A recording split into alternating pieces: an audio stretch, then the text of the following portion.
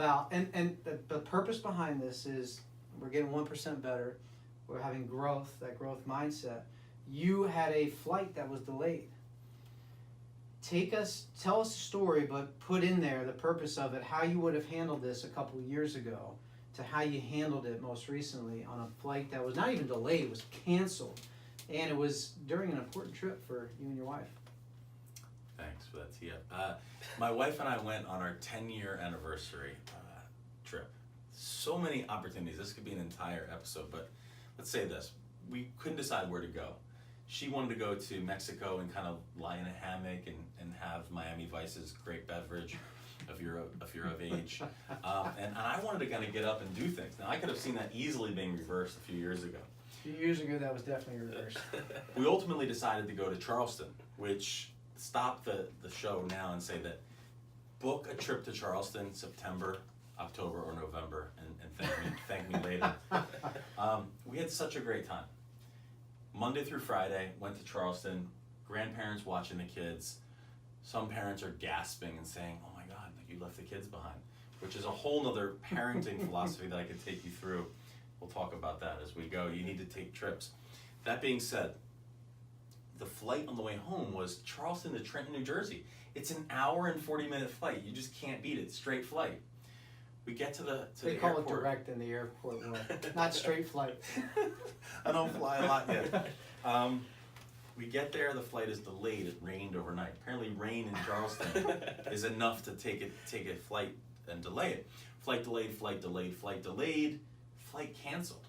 Now when you fly an airline that's not one of the bigger name airlines, you're going out of a smaller airport, you got one plane. If it's canceled, there's no redo. The redo is the next day. As teachers, we have time. We don't need to be anywhere, so that's helpful that way. But all of a sudden, you get that stress now. What's going to happen? We have to make decisions. We talked about decision making earlier. We have to make calm, rational decisions.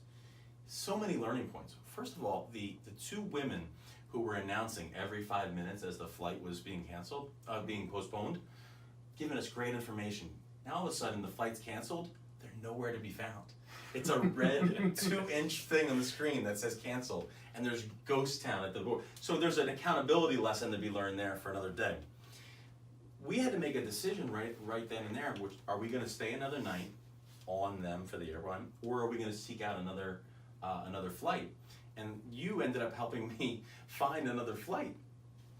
Now, we decide we're going to book another flight, Charleston to Charlotte, Charlotte to Philadelphia. Doesn't sound like a big deal. People are panicking. The entire airport, it's unreal how people are panicking. Rain has shut down a lot of flights in the East Coast, so now people are flipping out. My wife is calm at this point, and I'm saying, it really isn't a big deal. Like I don't see like the biggest problem with this. People are coming out of the woodwork making predictions. We're never gonna get home. I know this is a conspiracy. And I always talk about like humans are horrible at making predictions. We talk about this. So we end up getting on a different flight. We get to Charlotte. That flight we get on, engine problems. So now we have to get ourselves off the flight. Better to find that out on the ground. We find out that there's engine issues. They take us off. This is when people are hysterical, sprinting through the airport. People flipping out. Now my wife starts to get a little nervous. She's saying the kids are gonna miss us. Charlie, my daughter, is not, she's gonna think we left her. She's starting to panic. I'm texting Kevin. I'm fine. I'm absolutely fine. Guys are running by me, elbowing me. People yelling things out. People weaving in and out to try to get to a flight. What's the worst that can happen? Like my parents have them, and I was totally calm.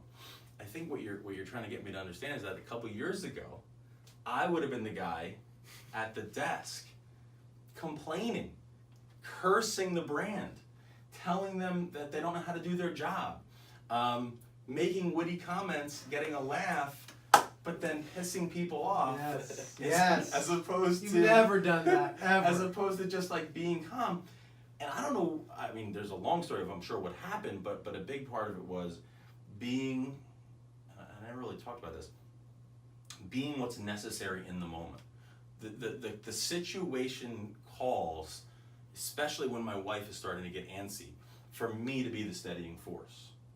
So I just kept saying, it's not going to be a big deal.